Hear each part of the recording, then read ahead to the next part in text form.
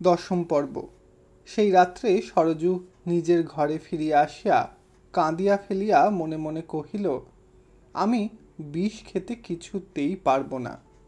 একা হলে মরতে পারতাম, কিন্তু আমি তো আর একা নই। আমি যে মা হয়ে সন্তান বধ করব কেমন করে? তাই সে মরিতে পারিল না। কিন্তু তাহার সুখের দিন যে নিঃশেষ হইয়াছে, তাহাতেও তাহার লেশ মাত্র সংশয় ছিল না। গভীর রাত্রে চন্দ্রনাথ সহসা তাহার স্ত্রীর ঘরের মধ্যে আসিয়া প্রবেশ করিল এবং সমস্ত শুনিয়া উন্মত্ত আবেগে তাহাকে বক্ষে তুলিয়া লইয়া স্থির হইয়া রহিল।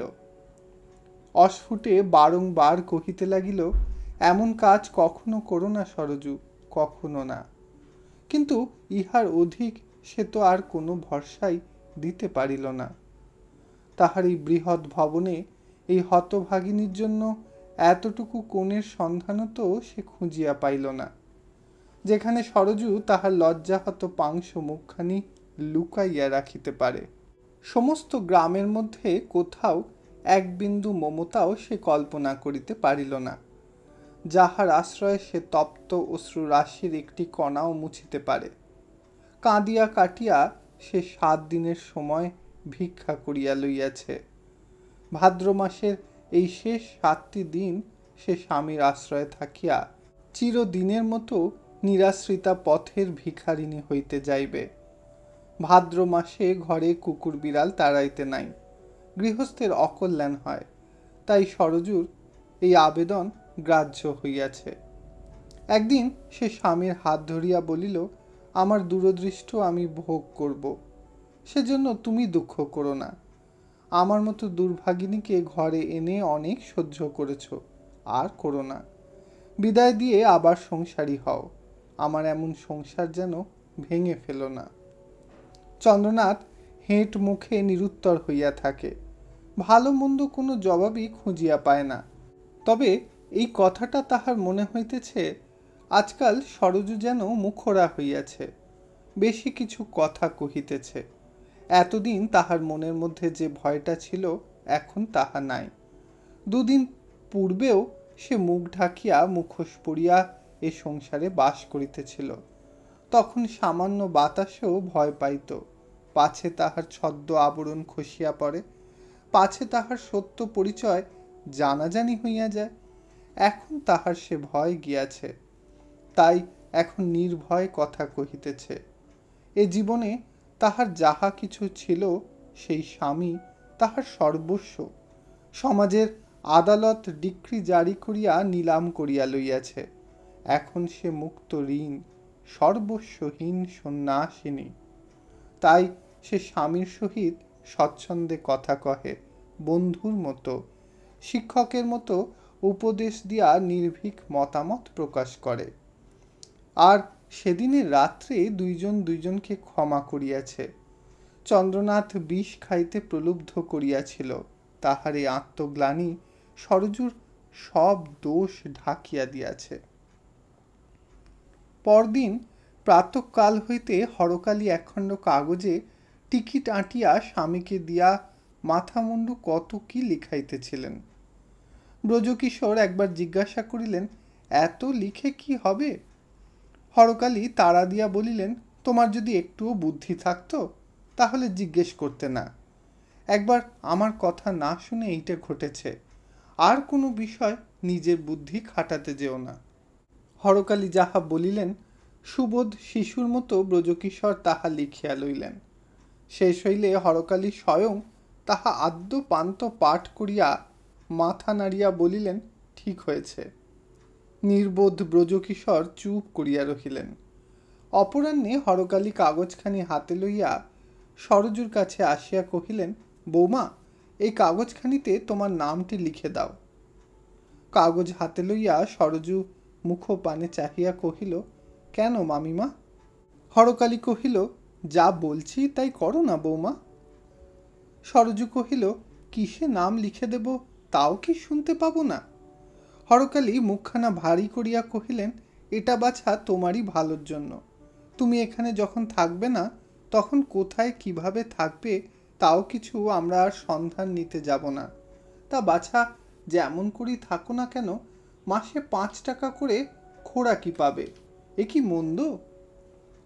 ভালো মন্দ সরজু বুঝিত, এবং এই হিতাকাঙ্ক্ষীর বুকের ভিতর যতটুকু হিত প্রচ্ছন্ন ছিল তাহাও বুঝিল। কিন্তু যাহার প্রাসাদতুল্য অট্টালিকা নদী গর্ভে ভাঙিয়া পড়িতেছে, সে আর খানকতক ইট বাঁচাইবার জন্য নদীর সহিত কলহ করিতে চাহে না। সরজু সেই কথা ভাবিল। তথাপি একবার হরকালীর মুখের পানে চাহিয়া দেখিল। সেই দৃষ্টি, যে দৃষ্টিকে হরকালী সর্বান্তঃকরণে ঘৃণা করিতেন, ভয় করিতেন, আজিও তিনি এ চাহনি সহিতে পারিলেন না। চোখ নামাইয়া বলিলেন, বৌমা? সরজু কহিল, হ্যাঁ মামিমা, লিখে দি। সরজু কলম লইয়া পরিষ্কার করিয়া নিজের নাম সই করিয়া দিল। আজই 2রা আশ্বিন, সরজুর চলিয়া যাইবার দিন। প্রাতঃকাল হইতে বড় বৃষ্টি পড়িতেছিল। হরকালী চিন্তিত হইয়া পড়িলেন, পাছে যাওয়া না হয়। সমস্ত দিন ধরিয়া সরজু ঘরের দ্রব্য সামগ্রী গুছাইয়া রাখিতেছিল। মূল্যবান বস্ত্রাদি একে একে আলমারিতে বন্ধ করিল। সমস্ত অলঙ্কার লৌহ সিন্ধুকে পুরিয়া চাবি দিল। তাহার পর স্বামীকে ডাকিয়া আনিতে লোক পাঠাইয়া দিয়া নিজে ভূমিতলে পড়িয়া অনেক কান্না কাঁদিল। গৃহত্যাগের সময় যত নিকটে আসিতেছে, ক্লেশ তত অসহ্য হইয়া উঠিতেছে। এই 7 দিন যেভাবে কাটিয়াছিল, আজ সেভাবে কাটিবে বলিয়া মনে হইতেছে না। তাহার শঙ্কা হইল, পাছে এই শেষ দিনটিতে ধৈর্যচ্যুতি ঘটে। যাইবার সময় পাছে নিতান্ত তাড়িত ভিক্ষুকের মতো দেখিতে হয়। আত্মসম্মানটুকুকে সে প্রাণপণে জড়াইয়া ধরিয়াছিল, সেটুকুকে ত্যাগ করিতে কিছুতেই তাহার প্রবৃত্তি হইল না। চন্দ্রনাথ আসিলে সে চোখ মুছিয়া উঠিয়া বসিল, বলিল, এসো, আজ আমার যাবার দিন। তখনও তাহার চক্ষুর পাতা আর্দ্র রহিয়াছে। চন্দ্রনাথ আর একদিকে চাহিয়া বসিয়া রহিল। সরজু কাছে আসিয়া বলিল, এই চাবি নাও। যতদিন আর বিয়ে না করো ততদিন অপর কাকেও দিও না। চন্দ্রনাথ রুদ্ধস্বরে কহিল, যেখানে হয় রেখে দাও। সরজু হাত দিয়া টানিয়া চন্দ্রনাথের মুখ ফিরিয়া ধরিয়া ঈষৎ হাসিয়া বলিল, কাঁদবার চেষ্টা করছ? চন্দ্রনাথের মনে হইল কথাটা বড় শক্ত বলা হইয়াছে। সরজু তখনই তাহার চক্ষু মুছাইয়া দিয়া আদর করিয়া বলিল, মনে করে দেখো, কোনোদিন একটা পরিহাস করিনি, তাই যাবার দিনে আজ একটা তামাশা করলাম, রাগ করো না। তাহার পর কহিল, যা কিছু ছিল সমস্ত বন্ধ করে আলমারিতে রেখে গেলাম। দেখো, মিছামিছি আমার একটি জিনিসও যেন নষ্ট না হয়। চন্দ্রনাথ চাহিয়া দেখিল, নিরাভরণা সরজুর হাতে শুধু 4-5 গাছি কাঁচের চুড়ি ছাড়া আর কিছু নাই। সরজুর এই মূর্তি তাহার 2 চোখে শূলবিদ্ধ করিল। কিন্তু কি বলিবে সে? আজ 2খানা অলঙ্কার পুড়িয়া যাইবার প্রস্তাব করিয়া কি করিয়া সে এই দেবীর প্রতিমূর্তিটিকে অপমান করিবে? সরজু গলায় আঁচল দিয়া প্রণাম করিয়া পদধূলি মাথায় তুলিয়া লইয়া বলিল, আমি যাচ্ছি বলে অনর্থক দুঃখ করো না, এতে তোমার হাত নেই, আমি তা জানি। চন্দ্রনাথ এতক্ষণ পর্যন্ত সহ্য করিয়াছিল, আর পারিল না, ছুটিয়া পলাইয়া গেল। সন্ধ্যার পূর্বে গাড়ির সময় স্টেশনে যাইতে হইবে। বৃষ্টি আসিয়াছে। বাটির বৃদ্ধ সরকার 2-একখানি কাপড় গামছায় বাঁধিয়া কোচম্যানের কাছে গিয়া বসিল। সেই সীতাদেবীর কথা বোধ করি তাহার মনে পড়িয়াছিল, তাই চোখের জলও বড় প্রবল হইয়া গড়াইয়া পড়িতেছিল।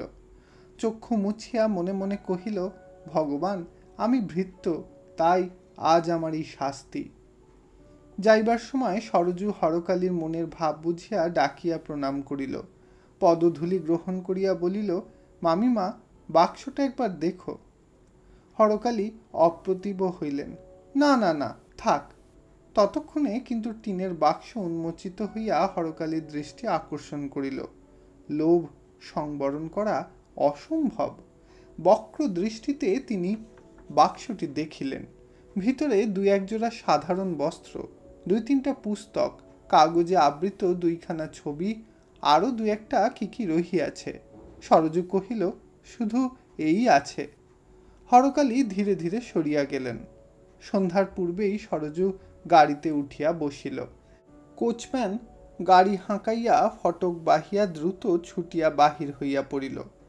দ্বিতলের জানালা খুলিয়া মণিশঙ্কর তাহা দেখিলেন। আজ তাহার হঠাৎ মনে হইল, বুঝি কাজটা ভালো হইল না। ইতি চন্দ্রনাথ উপন্যাসের 10ম পর্ব সমাপ্ত হইল। ধন্যবাদ।